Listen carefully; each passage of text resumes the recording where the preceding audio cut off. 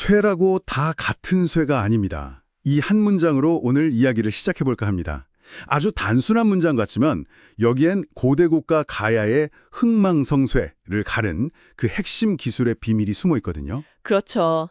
지금으로부터 한 2000년 전에 김해 앞바다를 한번 상상해 보시면 좋을 것 같아요. 저 멀리 중국 한나라의 무역선, 또 바다 건너 외의 사신을 태운 배가 줄지어 들어옵니다. 그 먼 길을 달려온 이유가 단순히 가야에 철이 많아서였다.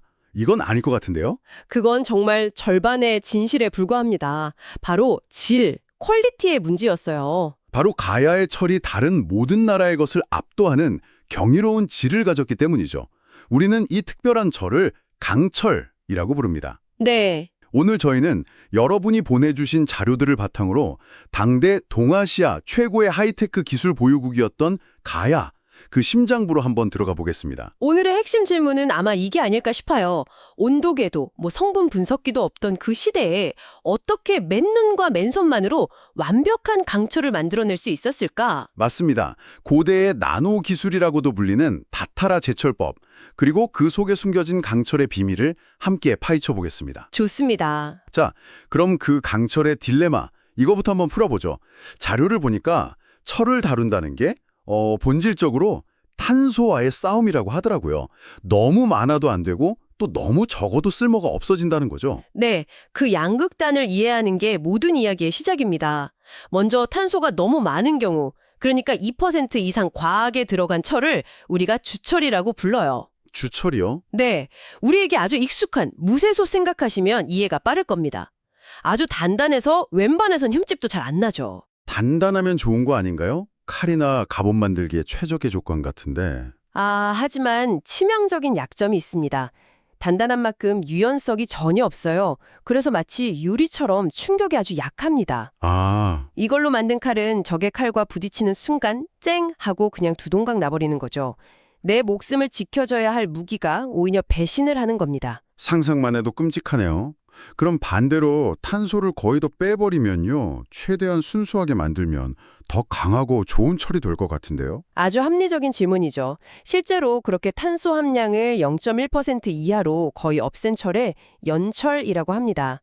못이나 철사처럼 잘 휘고 구부러져서 다루기는 쉽죠. 하지만 네, 이름 그대로 너무 연합니다. 이걸로 칼을 만들면 적을 베기도 전에 칼날이 엿가락처럼 휘어버릴 겁니다. 와, 단단하면 깨지고 무르면 휘어지고, 이거 정말 진퇴양난이네요. 바로 그 지점에서 인류 역사를 바꾼 소재, 강철이 탄생합니다.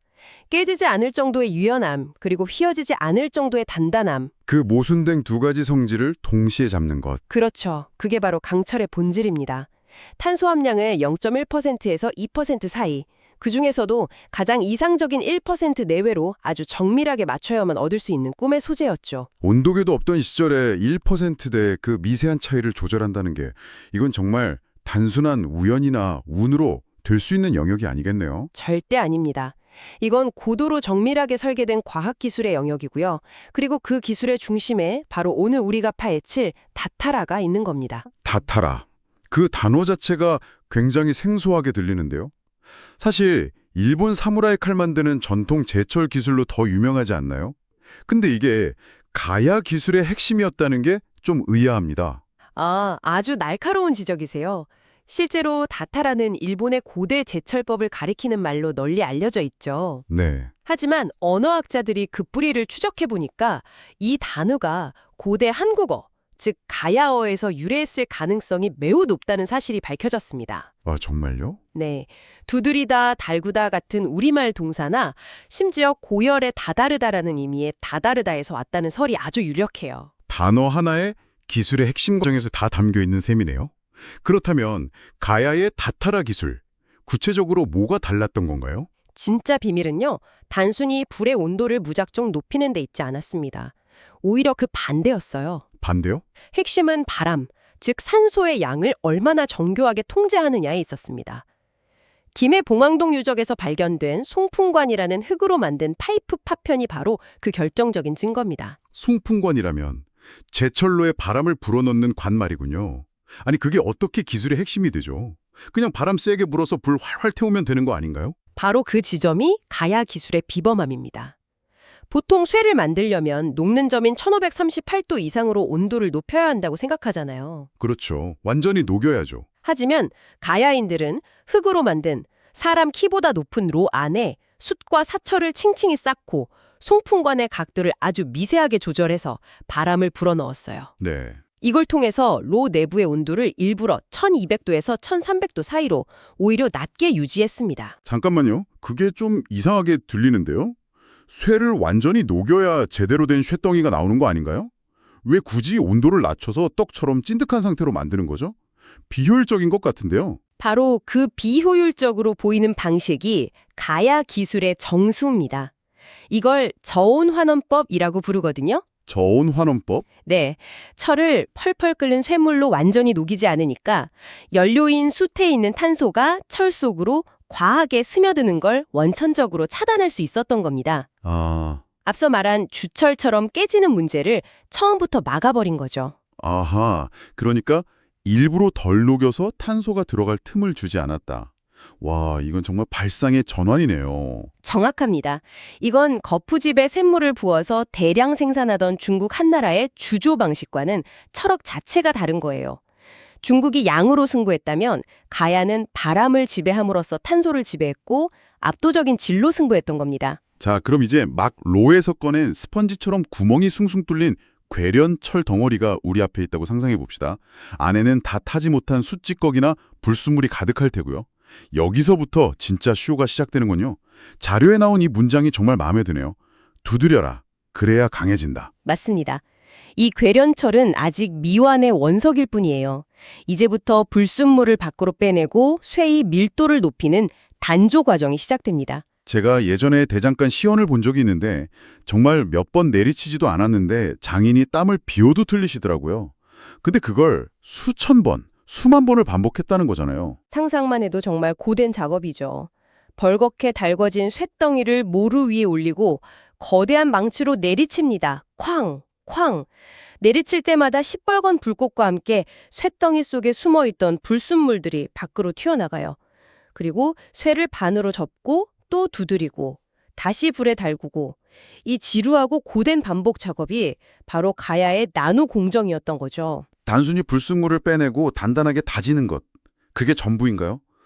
아니면 이 과정에서 또 다른 마법 같은 일이 일어나는 건가요? 물론입니다. 두 가지 아주 중요한 효과가 동시에 일어나요. 먼저 말씀하신 대로 물리적으로 망치로 두드릴수록 철의 내부 결정 입자가 점점 더 촘촘해지면서 조직 자체가 비교할 수 없이 단단해집니다. 네, 그건 이해가 갑니다. 그럼 화학적인 효과는요? 바로 불에 달구는 과정에서 일어나는 미세한 탄소 조절입니다. 가야의 장인들은 온도계 없이도 오직 활활 타오르는 불꽃의 색깔만 보고도 지금 탄소가 너무 많다 혹은 부족하다를 본능적으로 감지했어요. 불꽃 색깔만 보고요. 네, 그리고 불의 세기와 바람의 양을 조절해가면서 아주 정밀하게 최종적인 강철의 성분을 완성해 나간 겁니다. 그건 거의 과학의 경지에 이른 장인 정신이라고밖에 할 수 없겠네요. 수많은 실패와 성공의 경험, 그 데이터베이스가 머릿속에 다 있었던 거겠죠. 맞습니다. 그리고 그 수천 번의 두드림 끝에 탄생한 결과물이 바로 가야의 자신감을 보여주는 명품 판갑입니다. 판갑. 판갑이요. 네, 작은 비닐 조각을 가죽끈으로 엮어 만든 고구려의 철갑과는 달리 가야는 얇고 넓은 철판 자체를 이어 붙여서 갑옷을 만들었습니다. 그만큼 자신들의 강철 기술에 대한 확신이 있었던 거죠. 화살 정도는 가볍게 킹겨낼 수 있다는 자신감이요. 그렇습니다. 고고학자들이 김해 대성동 고분군 같은 곳에서 출토된 2000년 전 철기 유물을 전자현미경으로 분석했어요. 네. 그 결과 가야의 칼과 덩이수에서 미세한 펄라이트 조직이 관측되었습니다. 펄라이트요?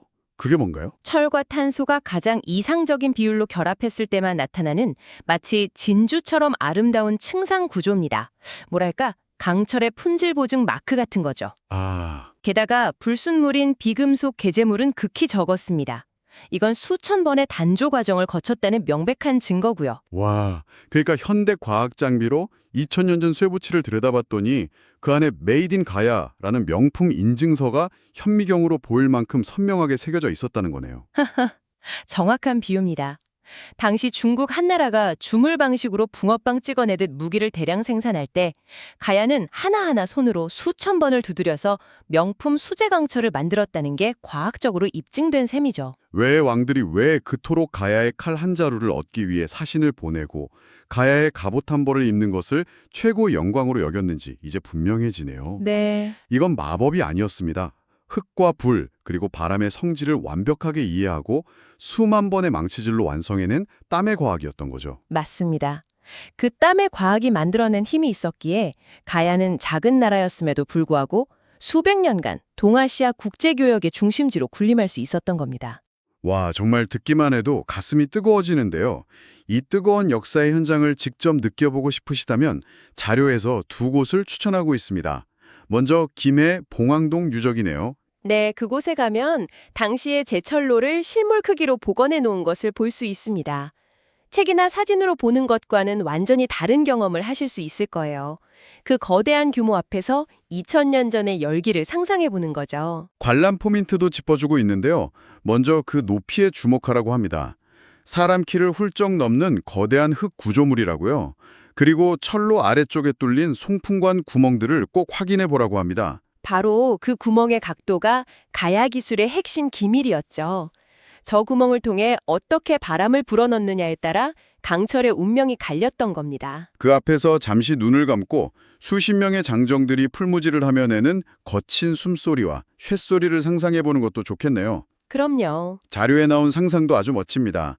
밤이 되면 저 굴국 위로 시뻘건 불기둥이 솟아올랐을 텐데 그 불빛이 김해 앞바닥을 지나는 배들을 인도하는 등대 역할도 하지 않았을까 하는. 영화의 한 장면 같죠? 네.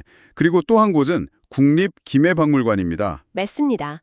야외 유적에서 전체적인 규모와 구조를 봤다면 박물관에서는 실제 유물을 통해 그 디테일을 확인할 수 있습니다. 박물관 2층 철의 왕곡실에 가면 꼭 봐야 할 유물들.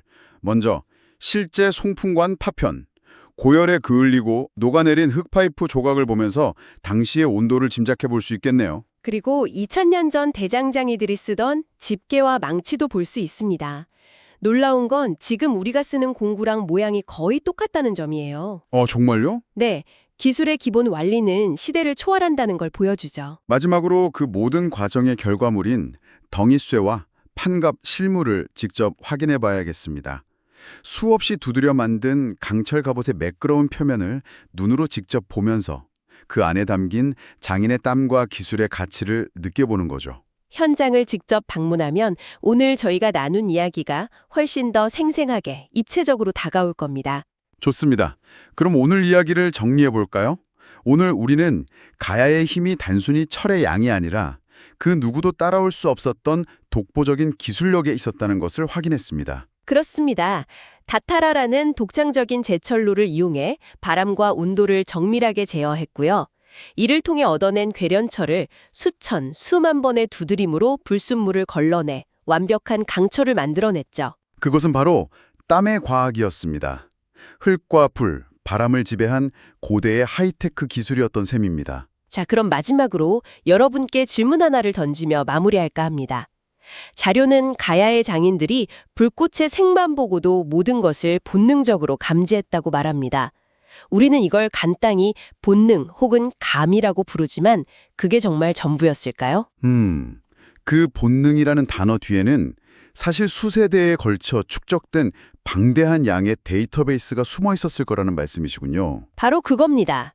한번 상상해 보십시오. 하나의 완벽한 칼을 만들기 위해 한 명의 장인이 머릿속에서 처리해야 했던 수많은 실패와 성공의 데이터, 바람세기의 미세한 차이가 만들어내는 불꽃색의 변화, 망치를 내리칠 때 들리는 소리의 미묘한 차이 같은 것들을요. 문자 기록도 없던 시대에 개로 온전히 전수될 수 있었을까요?